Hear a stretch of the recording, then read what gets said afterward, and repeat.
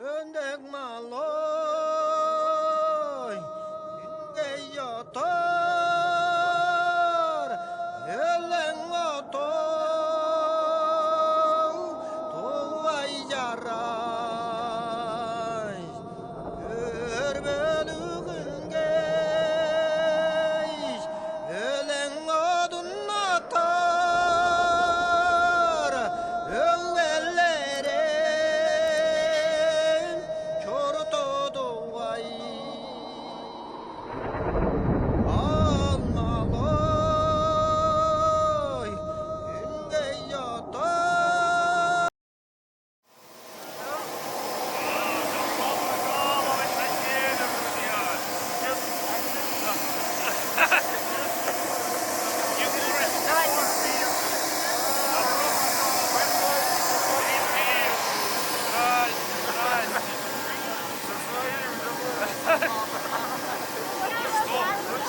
Ну, конечно, а как вы хотели, друзья, да.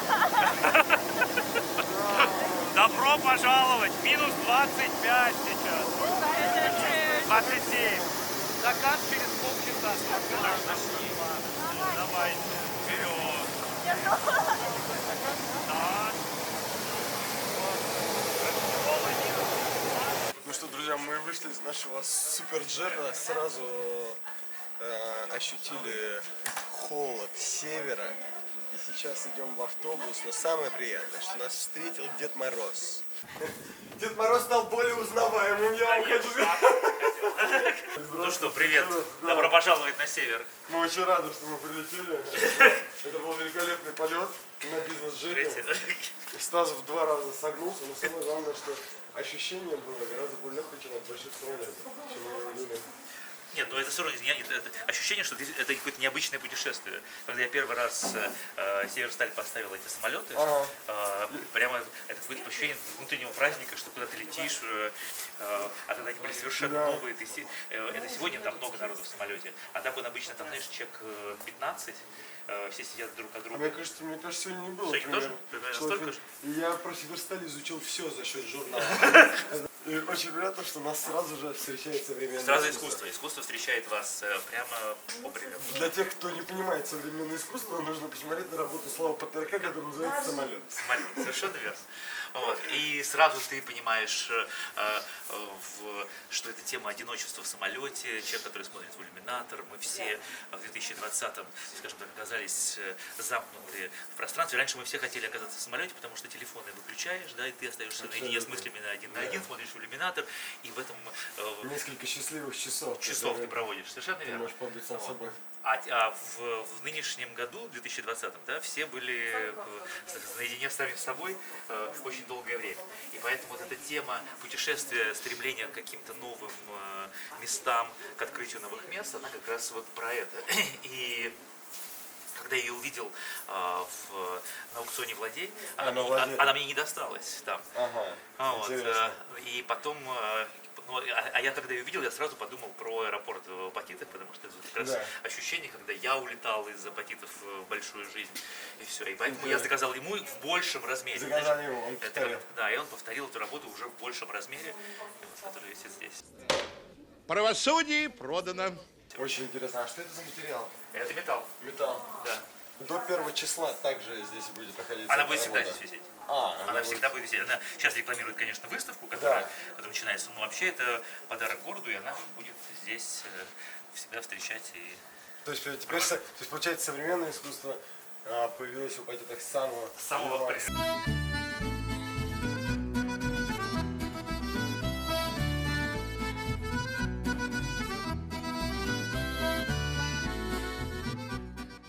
Все.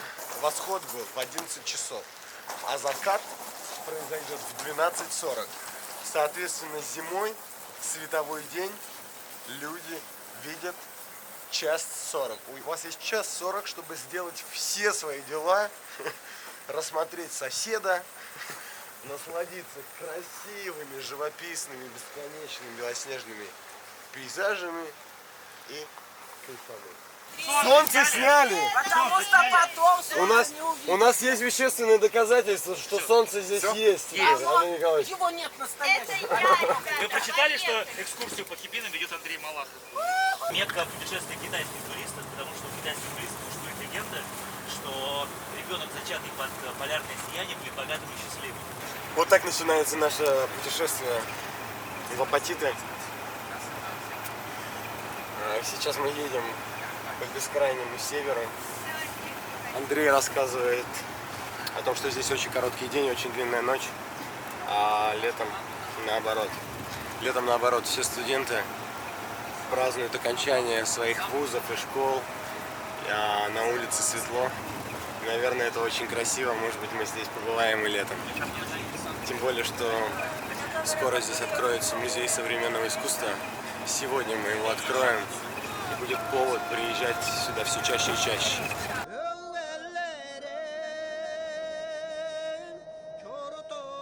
И так как я начал эту концепцию по развитию современного искусства в городе, то первой работой, которая появилась, это был художник стрит-арт Акуэ, который, сейчас вы видите его мурал, он делал эту работу для норвежского парка, но сейчас он ее повторил здесь, там ее просто брали на выставку. Работа называется «Объятие». Это история улицы, которую она открывает, это улица воинов-интернационалистов. И так как, чтобы официально сделать стрит-искусство, все жители дома должны подписать разрешение, что они согласны и им нравится эта работа. Ну и были долгие дебаты, и так как это улица воинов-интернационалистов и связана с войной, и тема людей, которые уходят, прощание, мать отправляет на войну сына, или это просто как любовная тема, им очень это понравилось. Тема понятная для местных И вот здесь жителей. остановите нам, ладно, вот, потому что вот как раз мы сейчас видим вот этот мурал. А как очень интересно, она перекликается с фасадом, да? Фасадом, да. Поэтому когда они тоже там ждали, что... Когда уже не сложу сегодняшнего. Вот, и поэтому вот эта вся вот эта философия в любви, прощания и в расставании, она как раз вот впечатлена в этом мурале. То есть Акуэ был первый? Он был первый. Художник, Да, которого сюда. мы привезли. Там будет еще несколько других, но вот вообще изначально как бы началось все с памятника Церетели. Так всегда происходит. Да. Все начинается с памятника Церетели. Вот сейчас, видите, вот начинают светиться огоньки в окне. Вот так будут светиться практически все окна. Обращайте на это внимание, потому что вечером будет очень-очень прикольно. Öndek maloy, inge yatar, elen otor, tovay yaray, erbelüğün geç, elen odun atar, evvellere.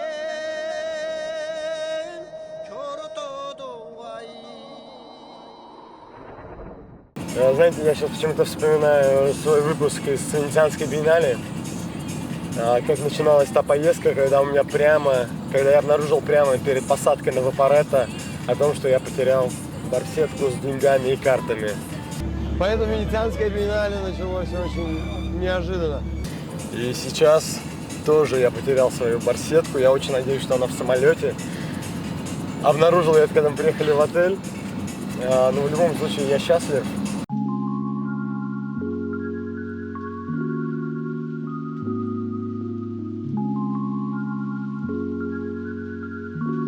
Мы приехали в ДК строителей, как только что пошутил Андрей, что вот вам и северное сияние. Ну, неплохо очень, разноцветно. И сейчас мы заходим сюда, где состоится Public Talk о современном искусстве. Мы отъели бесподобных пельменей из оленины и сейчас сытые идем внимать искусству. Погнали! Вход, обратите внимание, снова строго в масках.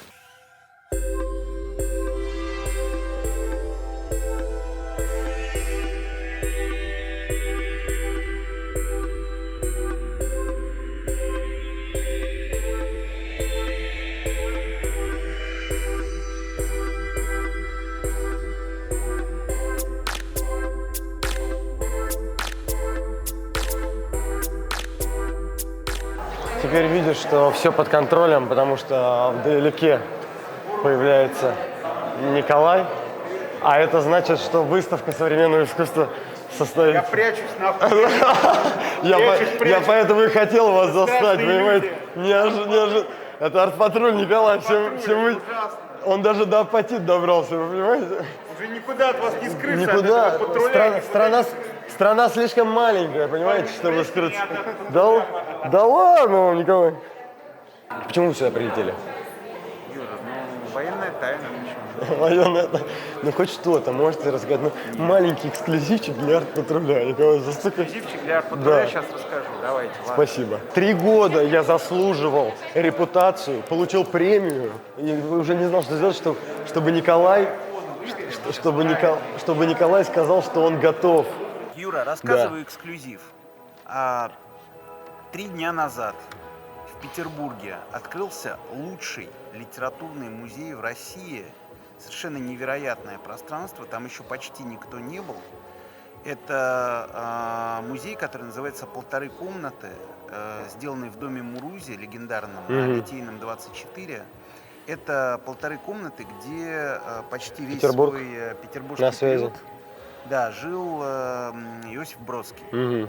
И силами там группы очень крутых людей, в числе которых был архитектор Александр Бродский, его однофамилец, они создали совершенно невероятное пространство. Они взяли вот эти 1,5 комнаты, присоединили к ним соседнюю огромную амфиладную квартиру и сделали потрясающий частный музей. Это просто всем туда надо специально ехать, записываться. Петербуржцы, активизируемся. Да не только петербуржцы, надо из Москвы, откуда, из Апатита, откуда угодно просто ехать в этот музей. Из Апатита ближе всего. Это музей, который, просто вот нужно посетить в самое ближайшее время, он изменит вашу жизнь. Вот вам эксклюзив для арт-патруля. В этом музее было пока меньше 100 человек. Он открылся на 2 дня и снова закрылся. И там были вы. Ну, конечно, я там был. Реальный эксклюзив рассказал, Юра. В этом музее было меньше 100 человек. И в их числе вы. Важный прецедент, который мы хотим отразить сегодня и поговорить вместе с вами на нашем паблик-токе, это повестка создания Центра современного искусства «Сияние». И я бы хотела перейти к первому вопросу к Андрею. Почему вы решили его создать и почему вам кажется важным представлять Центры современного искусства? Добрый вечер.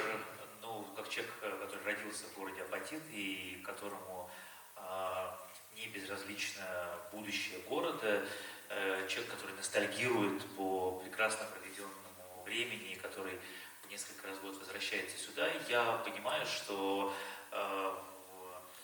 Центры современного искусства — это сегодня своего рода такие, знаете, в моем детстве были такие группы продленного дня или кружки в Доме пионеров.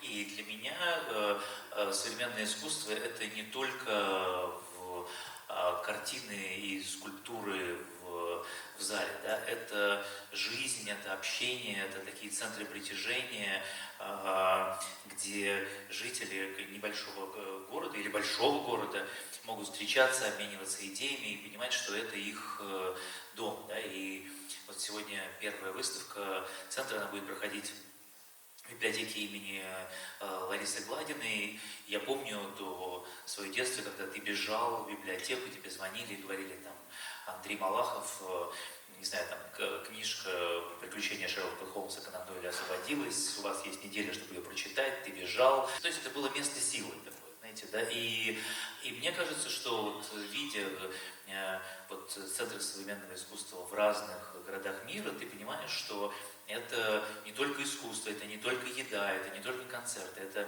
место, куда может прийти каждый и с пользой для себя его провести. Плюс, учитывая, что в будущем, да, Киров становится таким туристическим центром горнолыжного спорта, да, куда все едут туристы, то сделать так, чтобы Апатиты были не заброшенным братом-близнецом и не только городом, который работает на весь этот курорт, а стал тоже таким своеобразным центром науки, культуры, как он был в советское время, потому что именно Академия наук была и есть в Апатитах, мне показалось вот своевременным и очень важным, скажем так, начать вот такую работу здесь, чтобы и жители, и молодежь поняла, насколько это важно.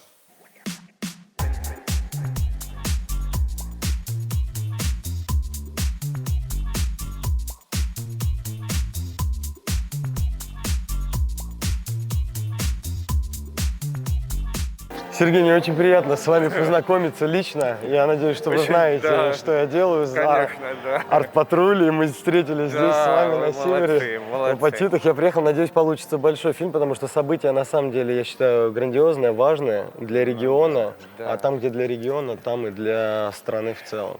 Вы сами прекрасно знаете, как искусство развивается. Вот я хочу узнать ваши впечатления вообще, какие надежды дает это место, что ожидать от музея будущего. И немножечко об этой мозаике. Ну, великолепно. Я уже говорил со сцены о том, что место замечательное. Рядом находится северная, да, скандинавская часть страны. Рядом бесконечность вообще, находится. И, в общем-то, такое непаханное место, да, целина, потому что где-то приближаясь уже к Сибири, там есть центры, да, Мурманск практически... Тот же Красноярск, да, тот же Новосиб. Да, а Мурманск это практически место такое, не ярко выражено, поэтому Апатиту есть возможность стать таким региональным центром, да. И я уже подчеркивал о том, что это будет первый такой центр, в котором будет показано западное искусство.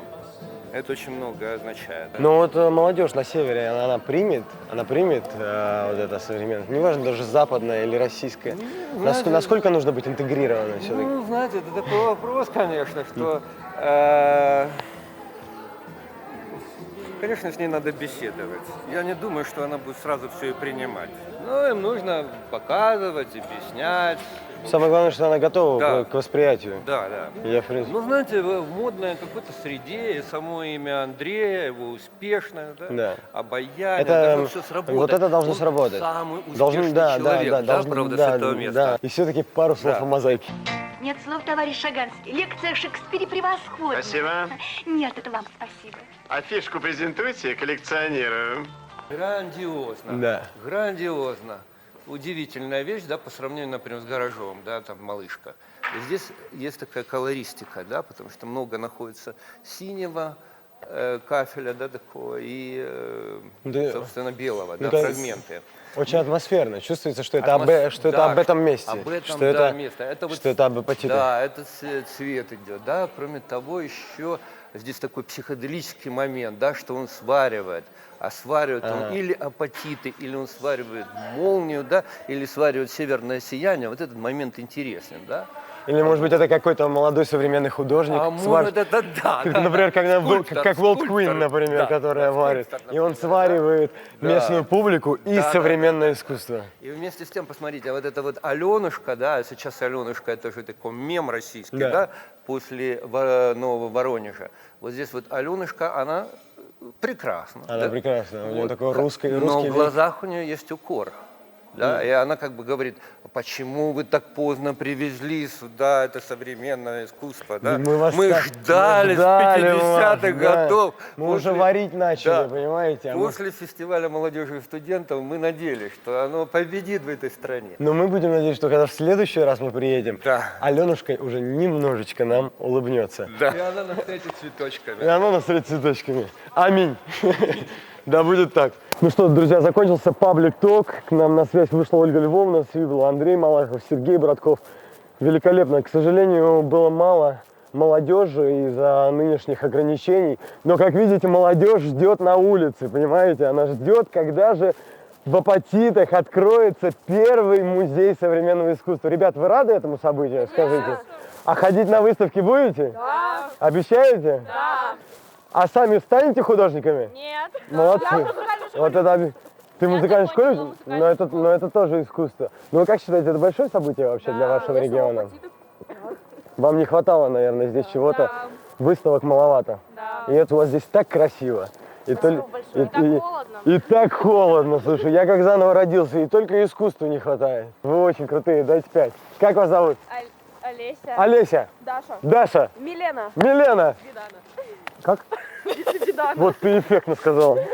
Оборвала нить просто. Видана. Очень красиво. Жду вас, девчонки. Хорошо.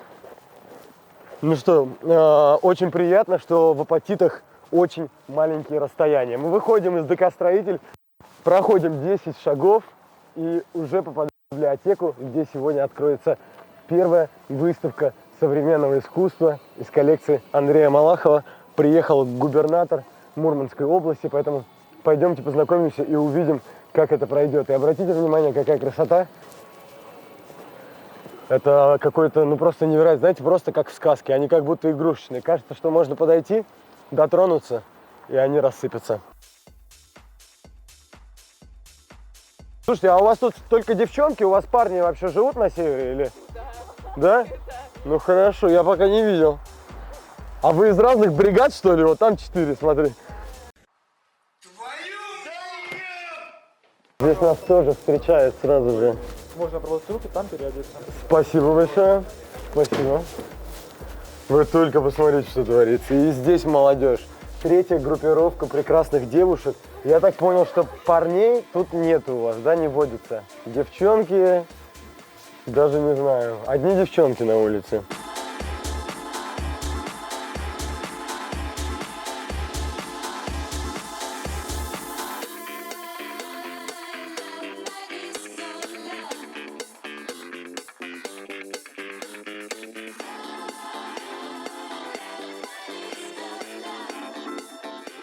Что тебе здесь понравилось?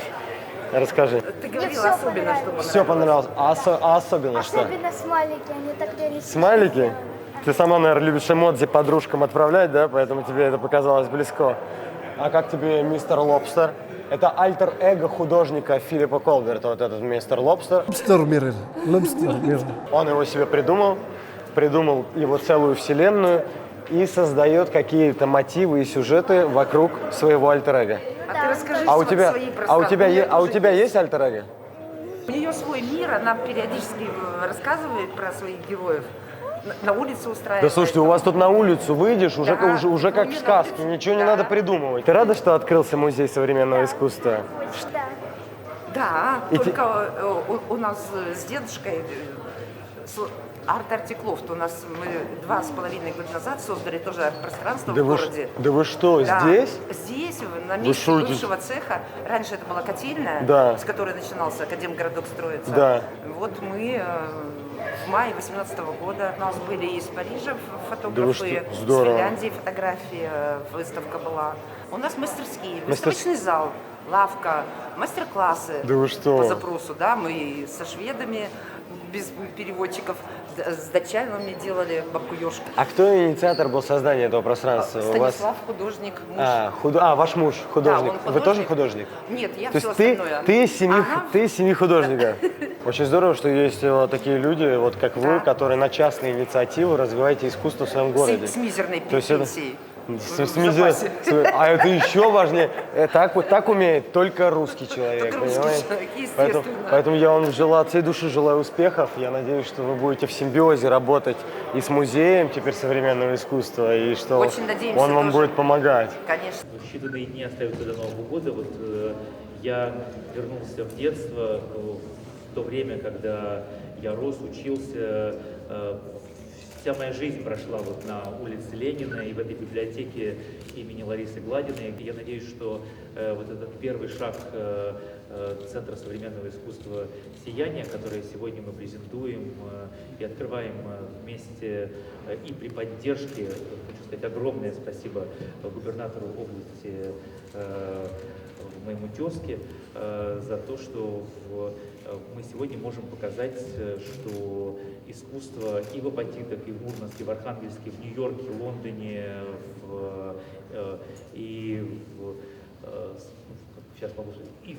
Токио говорит на одном языке и сегодня представлены здесь.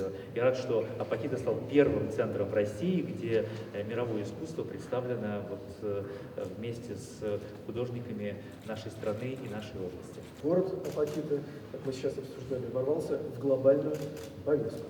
И, конечно, это для нас большая честь.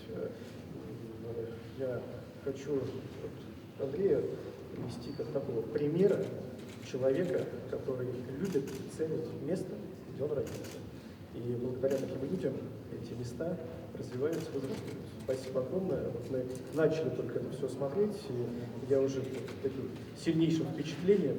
И на самом деле это действительно то новое, которое позволит по-другому посмотреть на наш север. Всем гостям добро пожаловать в настоящую русскую землю.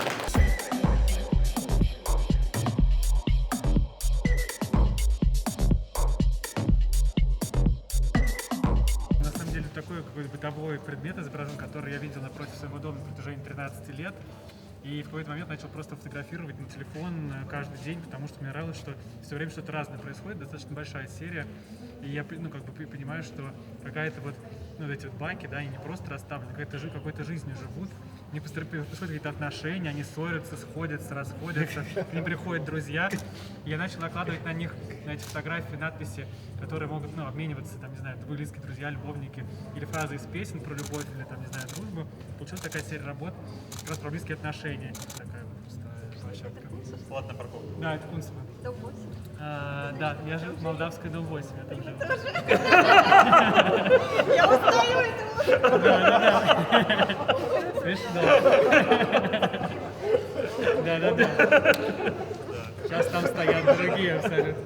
Андрей Владимирович, мы нужны друг другу здесь и сейчас. Очень приятно познакомиться. Андрей Владимирович Чибис, губернатор Мурманской области. Я вас поздравляю. Это огромное событие для всего региона. Вначале вы сказали, я уже начинаю быть под впечатлением. Сейчас мы прошли всю выставку. Какие впечатления сейчас? Слушайте, это эмоции. За каждой работой очень глубокие смыслы. И действительно, что важно, каждый это видит по-своему, но я впечатлен. Я считаю, что это действительно событие масштабное для нашей области и, конечно же, для города Апатит. Вы знаете, очень приятно, когда мы сюда заходили, стояло много молодежи. Они меня поразили. Я увидел, что им нужно было это. У нас на самом деле очень такая яркая молодежь, это правда. И, конечно, яркой молодежи нужны яркие эмоции. Конечно, молодежь стремится ко всему современному. И вообще моя позиция, что перед тем, что мы что-то делаем, еще у молодежи надо спрашивать, как они считают правильно делать, так и надо делать. И то, что здесь это открылось, это настоящая эмоция, я с вами согласен, потому что я видел, с каким увлечением ходят, слушают. Ребята, так не заставишь никого. И на открытии было отмечено, что огромное количество волонтеров, настоящих ребят, которые, знаете, помогли сделать этот музей, помогли сделать этот центр. Я в это точно верю, потому что вот даже в пандемию, в непростое время, ребята по-настоящему сплотились для того, чтобы помогать старшим. И на самом деле молодежь, волонтерское движение, это не по указке, а на севере это точно настоящие люди, желающие изменить и сделать что-то лучше. Знаете, как говорят, нормальный художник всю жизнь в самоизоляции. Андрей Бартенев сказал это у меня в эфире. Вы согласны с этим мнением? И что искусство и даже коронавирус породило столько проектов. Вы проходили, вы говорите, насколько точно они рефлексируют на сегодняшнее время, а давайте ее в публичное пространство. Я за художника сказать не могу. Наверное, настоящий художник всегда в самоизоляции, но я скажу, что действительно то, как отмечен период самоизоляции художника, причем мурманскими художниками, но особенно это, конечно, это так пробирает. Более точнее, знаете, не скажешь, это просто вот можно только показать. Думали ли вы, когда жили на Молдавской улице в Москве, что вы каждый день со своей супругой создаете во-первых, шедевр, во-вторых, арт-объект, и что вы увидите его у себя в регионе на выставке, на открытии музея? Слушайте, вот что это? Это энергетика? Это энергетика. Это магия. Это удивительно. Это как раз то, что может случаться с кем угодно. И вот это совпадение, оно уникально. И мы с супругой тоже смотрим, мне супруга говорит, слушай, а это не Кунцево случайно? И вот пока мы слушали, выяснилось... Причем объективно, что дворы московские похожи, так же, как и помойки. Это уникально, видите, вот она эмоция. Огромный привет вам от Сережи Першина. Вчера был на Тавриде, говорю, улетаю. Он говорит, он говорит, моему другу, передай привет. Я говорю, Сереж, я еще пока не знаком, но точно буду. Это точно про будущее. Особо меня четко впечатлила картина, это геополитическая картина. Когда русский мужик и китайский медведь, и, значит, Потрясающе, да? занимаются И они пытаются, взаимодействовать с скажем так, тянут одеяло на себя. Будем политкорректны.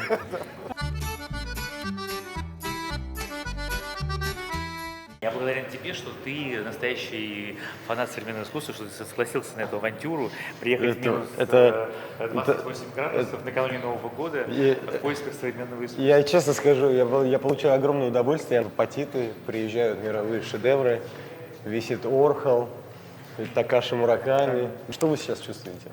Очень важно быть первым. Да? Это первый центр в России, где есть актуальное современное зарубежное искусство, да? Где, то есть даже в Москве этого нет, где ты можешь прийти и в одном месте увидеть все не в книгах, не в буклетах, фотографиях, да, а здесь. Понятно, что если бы это сейчас сделают ремонт библиотеки, да, здесь, конечно, должен быть зал с книгами по искусству, по литературе. Да, это был бы блеск, чтобы люди обучались, конечно, приходили сюда и понимали, что здесь висит. Конечно. И что здесь находится. Потому что когда ты понимаешь, ты понимаешь. С другой стороны, когда ты не понимаешь, ну, вроде, знаешь, так вот, какой-то набор художников, такой, знаешь, вот именно салат оливье, да, а так все-таки ты сразу уже видишь. Как вы думаете, как молодежь вообще воспримет это? Вот жили, север, олени, все прекрасно, дом культуры, все, и тут приезжает искусство, объявляет, что это центр современного искусства, делает это все Андрей Малахов. Вы отсюда приехали, добились и привезли в свой регион, как бы отдавая дань. Мне бы хотелось, чтобы это было место, куда ты мог зайти, не знаю, там, посидеть, здесь был бы тебе, не знаю, там, бесплатный Wi-Fi, ты бы мог чувствовать, это что точно, это, бесплатный Wi-Fi это не обсуждается. Да, что это место, твой дом, да, и все должны отнестись, что это не просто там, знаешь, вот тут висит коллекция Андрея Малахова, то есть это коллекция, которая принадлежит конечно, городу, что да, и что это художники, да, которые за собой такую глубину имеют. Конечно, вот это вот как раз эта история про это, что это наше, да, что и если там мальчик из города Апатиты это смог, то я тоже, при том, что я учусь, пытаюсь себя образовывать, я тоже смогу достичь каких-то высот. Знаешь. Я все время говорю, что когда я рос, смотрел программу «Время», да, вернее, телевидения, никакого интернета не было, да, был телевизор, я думал, если я вырасту, один из путей моей карьеры был стать ведущим программы «Время». Это было на уровне, конечно, тщеславия, чтобы меня показывали каждый день в 9 часов в программе «Время». Я смотрю, да, то есть там дальше появляется Горбачев, и мне хотелось стать переводчиком у Горбачева ездить, но одна из... Дальше он исчезает.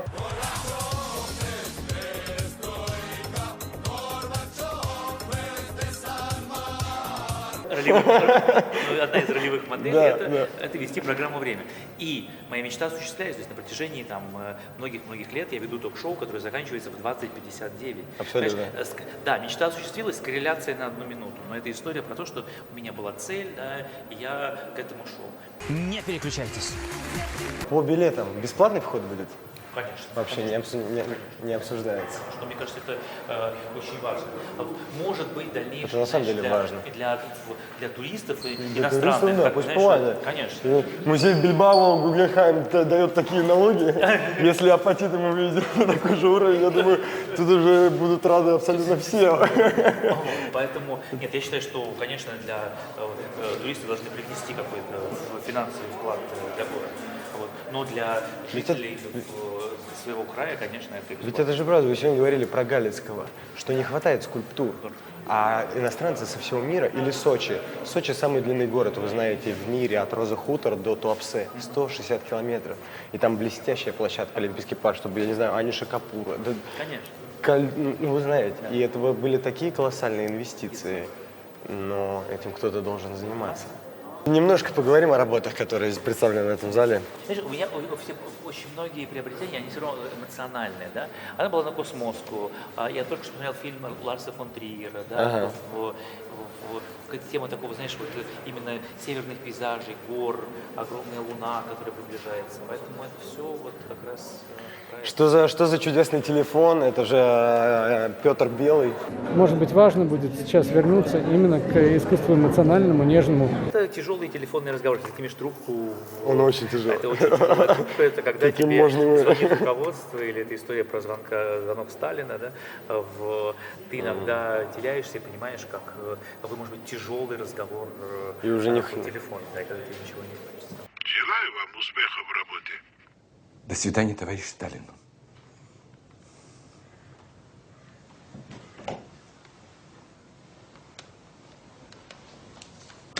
И рядом с тяжелым разговором с Сталином мы видим тяжелую советскую обитую дверь, вот это вот. Как снятую школу как, из да, прошлого, да. Да? Нам хочется расстаться и поставить всем новые красивые двери, но без этих дверей все равно мы не уйдем никуда, да? Потому что это часть нашей истории, часть нашей жизни, мы все помним эти двери, да?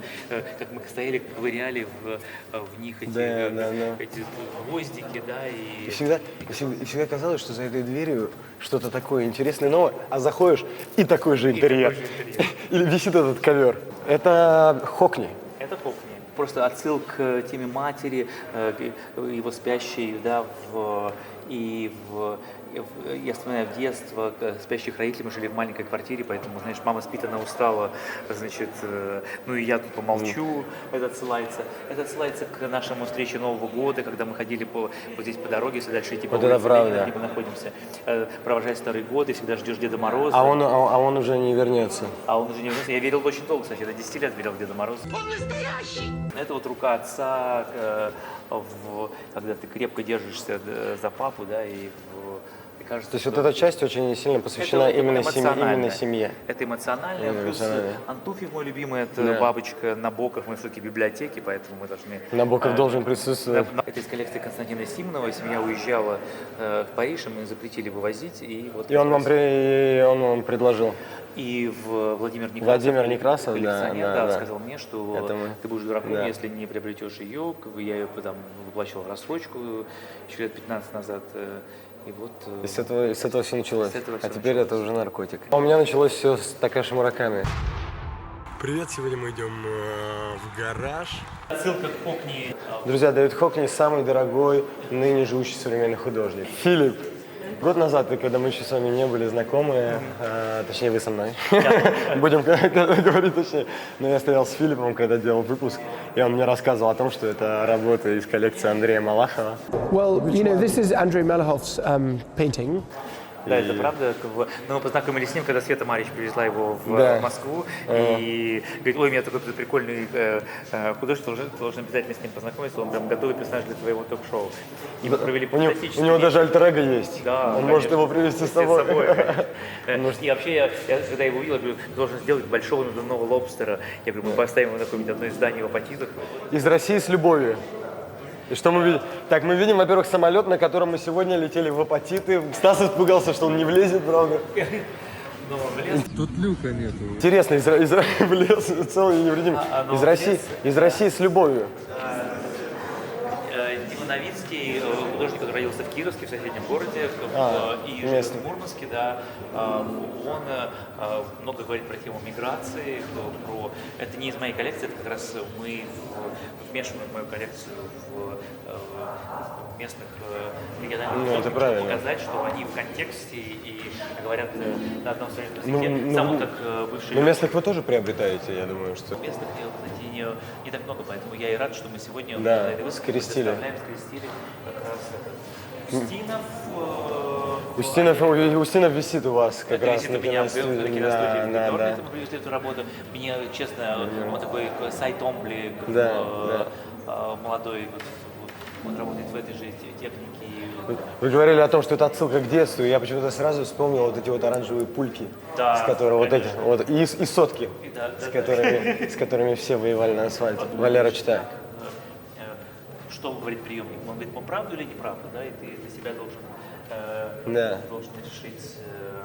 И никогда не узнаешь, потому что правда. Женя Миронов, я очень люблю Женю, потому что он всегда находит какие-то ракурсы интересные. Отдельно с гаражами. Паша, да. Паша, мне кажется, что это здорово. Меня зовут Павел Отдельнов. Я представляю проект «Промзона». Тильманс, он жил в Питере, там влюбился полгода, говорят, ходил там неприкаянный по Санкт-Петербургу из-за своей любви. И вот как раз одна из работ «Русская зима». Это как раз... Когда ты не можешь найти свою машину. 178 регион, это Питер, это, конечно, немецкая машина, он там в Германии, и он не понимает, почему русские, имея такие дорогие машины, содержат их в таком состоянии. Почему они их не моют? Не моют.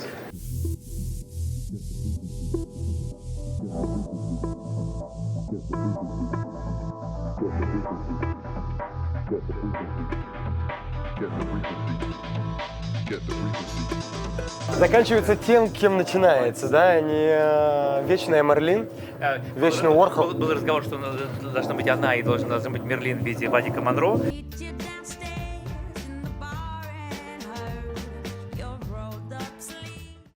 Что самое ценное, что справа от нас находятся шедевры мирового искусства, и мы заходим сюда, висит Бугаев «Африка», и здесь мы попадаем как будто обратно, мы попадаем в Советский Союз, такой советский настоящий предновогодний стол. И мы сразу же видим вот этот сильный контраст, что, казалось бы, ты перешел зал, и ты вспоминаешь, как мы жили и к чему мы идем, но оставляя за собой традиции. Но самое гениальное, конечно, это здесь, это план города Апатиты. Самый длинным проспектом с полярным кругом. Это план, который был сделан в 60-е годы. Представляешь, он сохранен и до сих пор есть. Вот как это все начиналось? Как все начиналось, к кому Андрей первым обратился, что помоги, нужно прокурировать, нужно сделать пушку, нужно на севере открыть первый музей современного искусства. Звучит бомба. Сразу хочется соскочить на первый взгляд, а потом думаешь, почему нет? И у вас получилось. Спасибо большое за такой отклик. Но я с Андреем знаком достаточно давно, уже, мне кажется, лет 6. Я достаточно неожиданно для себя открыл Андрея другим. То есть для меня Андрей Малахов это всегда был, значит, кумир моей бабушки. Она смотрит там каждую передачу. И Андрей... И не только твои. Да, и не только мои, да. Собирательные бабушки. У нас у всех есть бабушки. Да. Вот. И в какой-то момент я понял, что у Андрея есть некое, ну, такое, знаешь, второе «я».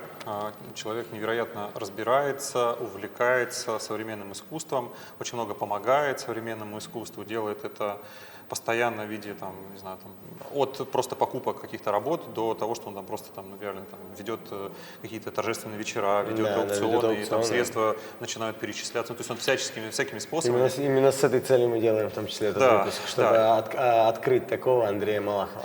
Потом я узнал о том, что он для апатитов делает периодически ну, такие арт-десанты, он привозит сюда художников, такие резиденции. Стрит-артистов, делает муралы. Да.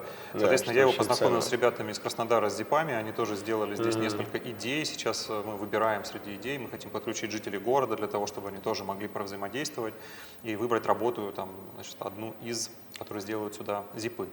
И так потихонечку мы, в общем, пришли к тому, что Андрей в какой-то момент понял, что он хочет делать центр. И он пригласил меня вот помочь с этой задачей. Есть такой вот термин «гал-эффект». Это когда звезды что-то рекламируют, и люди им доверяют. Соответственно, в каком-то смысле здесь Андрей, безусловно, рекламирует, так чтобы люди... На это и расчеты, и это должно сработать.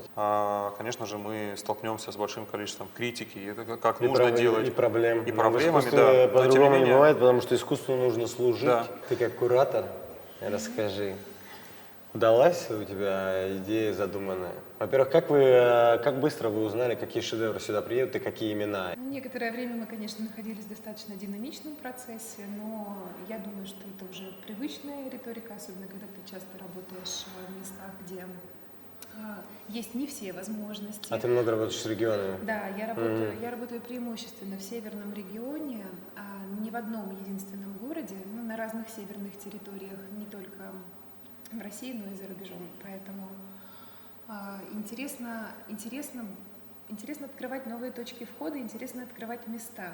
Кто подбирал вот именно по сюжету? Андрей тоже принимал большое участие в этом? Или Андрей больше предоставил, ну, как бы коллекцию, а ты уже распределял? Могу сказать так, это наша такая общая со Степой синергия, которая случилась в момент. Мы вместе работали. Ну со Степой, да. Да, то есть...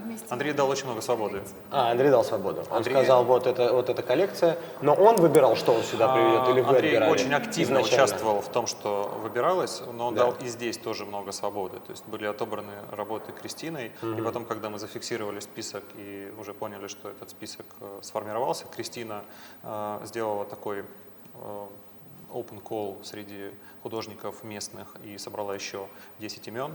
И мы разбавили коллекцию Андрея как раз северными художниками для того, чтобы были какие-то параллели и чтобы эта интервенция как бы не была, как будто бы вот просто пришли москвичи, пришел Малахов со своими какими-то вещами. Пришли москвичи, Поскольку мы прилетели. Искусство должно быть децентрализовано, только так оно сработает. Я надеюсь, что мы еще очень много раз будем сюда прилетать. Спасибо, ребята, будем вас ждать. Спасибо, что вы с нами.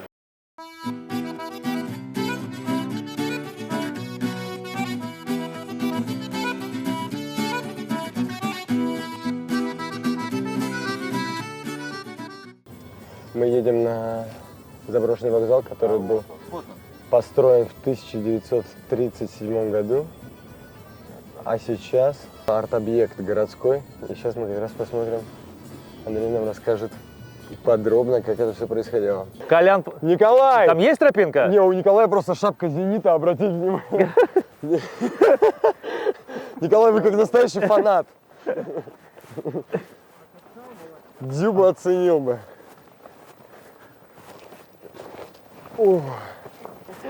Если То что... есть Колян идет по следам школьников, которые здесь, типа, знаешь, тусят. Как видите, у нас все под контролем. Да. Так как нас ведет Николай, в принципе, не страшно заблудиться в снегах. Ну да, самое не страшно. Слушайте, смотрите, тут фрески какие-то сохранились. Нет, это фрески не сохранились. Нет, это фрески нарисованы. Ленин сохранился. А вот это нарисованные фрески как раз этих художников, которые это стрит-арт. Стрит-арт, конечно. Они получили премию у Сабины.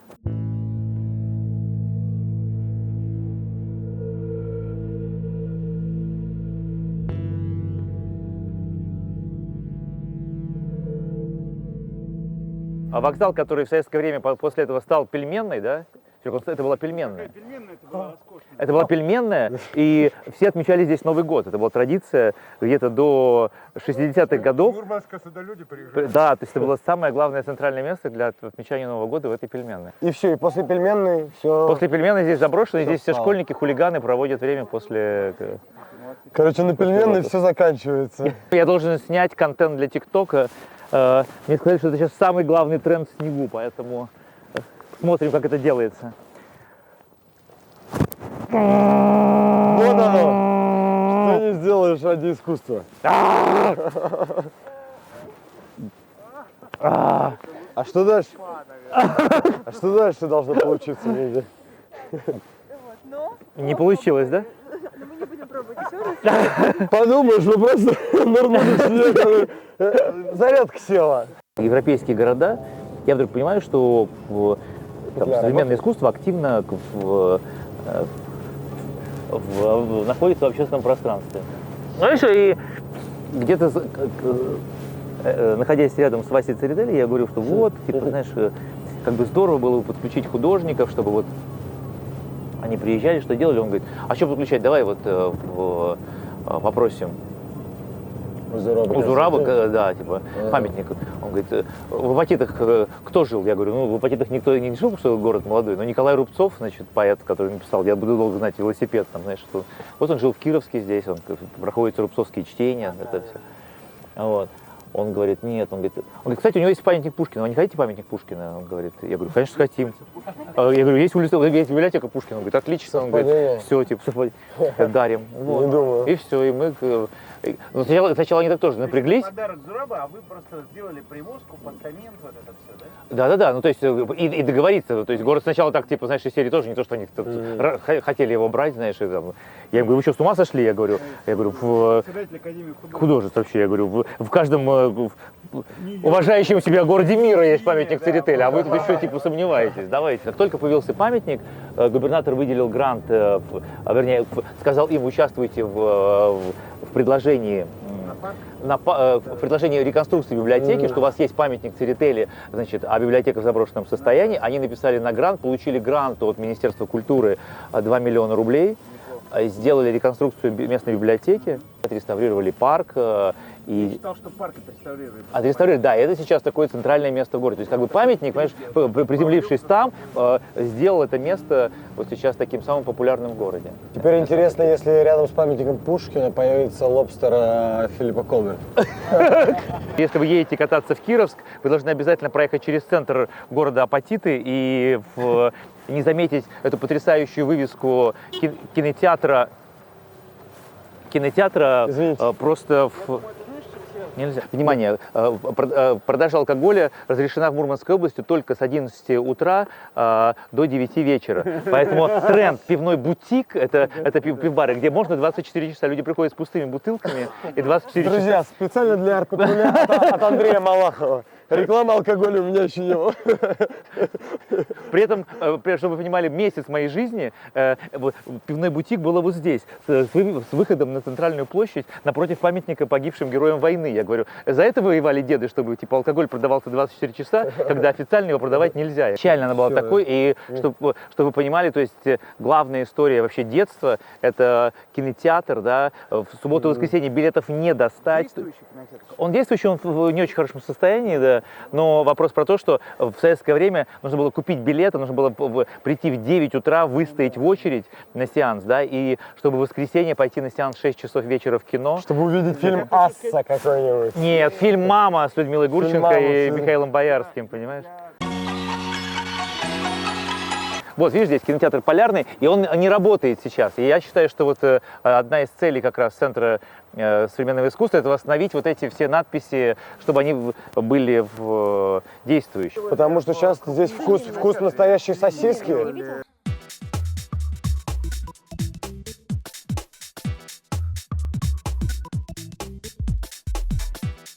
И вот они отреставрировали библиотеку, у них там теперь даже VR есть комната.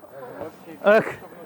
Круто. А художники приехали 2 года назад. 2 года назад. Это камень, который вот выбрал ОЗИК 0331, вот этот, который будет делать, выбивать. Он сейчас готовит проект, чтобы здесь окончательно закончить эту часть. И вот видишь, что она сюда уходит раскрытая книга. Ага. Здрасте. Здравствуйте. А кто проект утверждал? В итоге, за кем было последнее слово? То есть художник предоставил? Художник предоставил. Да. И есть проект, который сделан на жилом доме, такой мы его увидим, когда будем уезжать в аэропорт.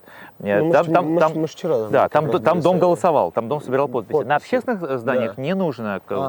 Поэтому в данном случае здесь просто библиотека согласилась. Андрей утверждал, да. А именно сама работа «Полная свобода художника». Да, он выбрал сам, то есть он прислал проект городу, да. А здесь он уже заканчивал. Вот это вот, видишь, минерал апатит как раз, у него эта тема. Хорошо он сделал. Рассказ. Сначала был мурал, дальше библиотека получила деньги, дальше они сделали вокруг пространства, видишь, и как бы как и искусство помогает все это оживить. А это карты, вот здесь продолжение карт.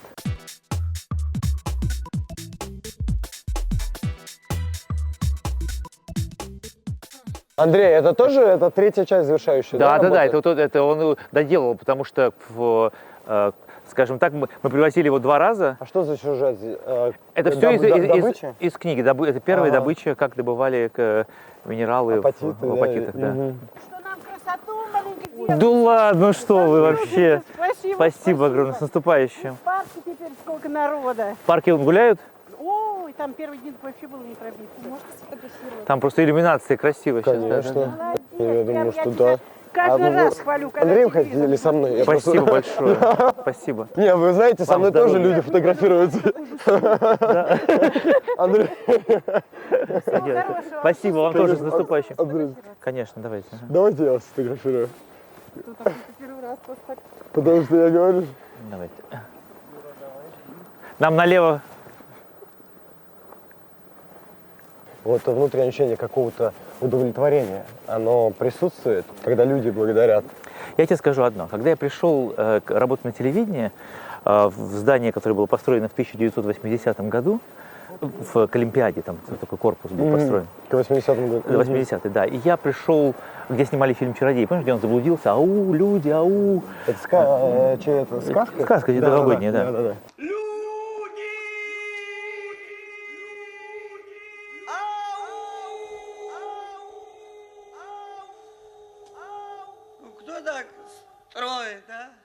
Конечно. Вот. И дальше где-то там в 98-м, спустя 18 лет, я ходил по этим каким-то полуразбитым коридорам с разбитыми туалетами, я думал, ну сейчас все изменится, вот сейчас вот все начнется, все меняться, это. И через 25 лет я снова оказываюсь, и там снова все эти разбитые коридоры и все это. И ничего не изменилось. Знаешь, мне кажется, что внутренне, ну, вот ты делаешь какой-то кусочек земли, да, получается у тебя там что-то чуть-чуть облагородить. Но внутренне сами понимаешь, что можно было сделать гораздо больше, Да. знаешь,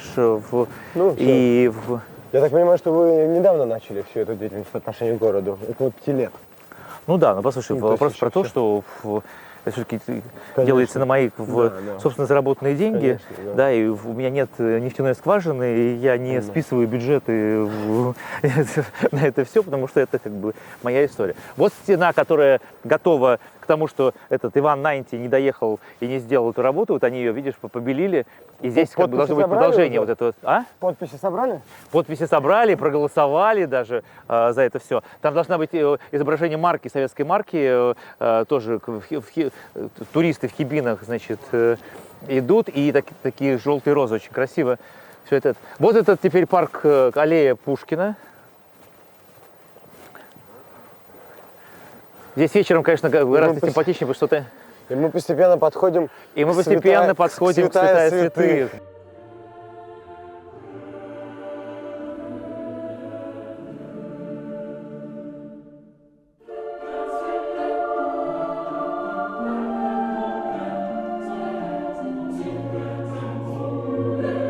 А почему он такой маленький? Почему он хотя бы не метров 50? Вот должен к нему садиться, понимаешь, и сидеть с ним вот так.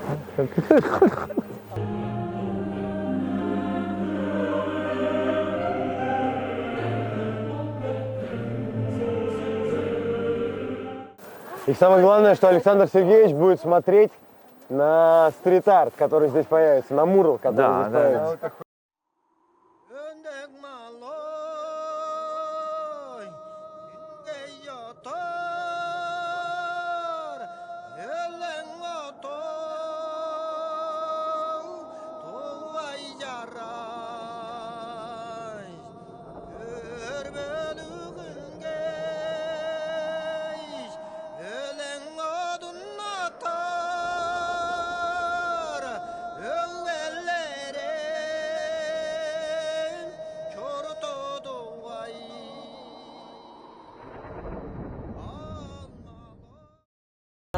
Связала тайною наши сала.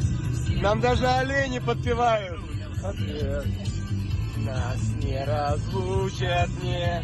Меня зовут Максим. Я буду сегодня вашим гидом, экскурсоводом. Нас ожидает увлекательное путешествие в прошлое, чтобы узнать о том, как жили коренные малочисленные народы Кольского севера, Сами и Коми. Меня сопровождает еще замечательная Снегурочка. Слово Снегурочка. Новый год, идущий к нам, приносит счастье, радость вам. Здоровье море принесет, от бед, возможно, уведет. Удача пусть сопровождает, душа как бабочка летает, улыбка будет на устах и блеск, искрящийся в глазах. С наступающим! Спасибо! Спасибо! Ходите, пожалуйста!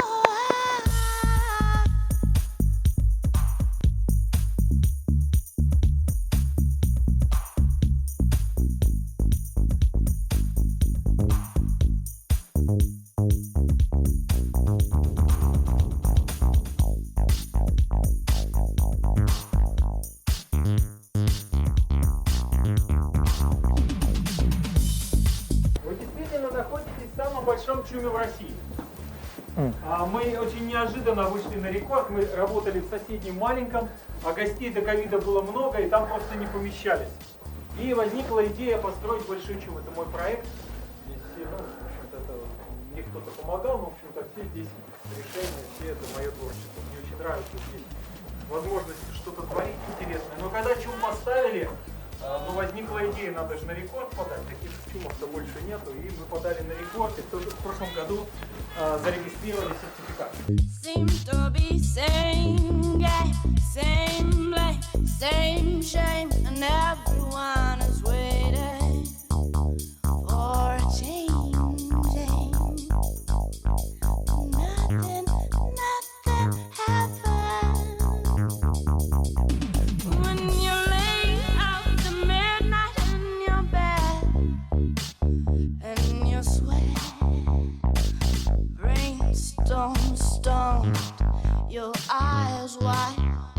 been looking through the dark.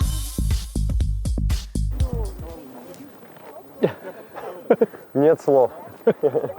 У меня с недавних пор появилось 2 собаки, и я понял, что такое, забота, скажем так.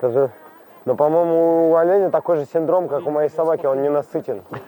И он становится бочонком, если вовремя не вытащить еду.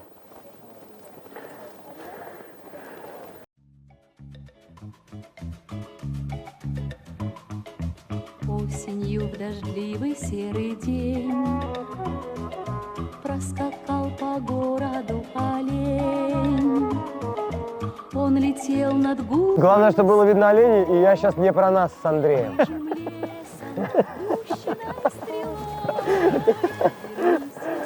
Олень, по моему хотению, умчи меня, олень, в свою страну оленью, где сосны рвутся в небо, где быль живет и небыль, умчи меня туда, лесной олень. Он бежал, и сильные рога задевали тучи облака, и казалось, будто бы над ним становилось небо голубым. Вернись, лесной. Держаться за эти. Так, держаться вот за эти. Это... Да, держимся. Ребята, у вас так же было?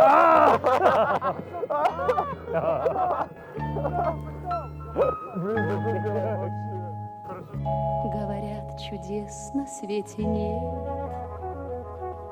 и дождями смыт оленя след. Только знаю, он ко мне придет. Если веришь, сказка оживет. Так, сейчас у нас и фото.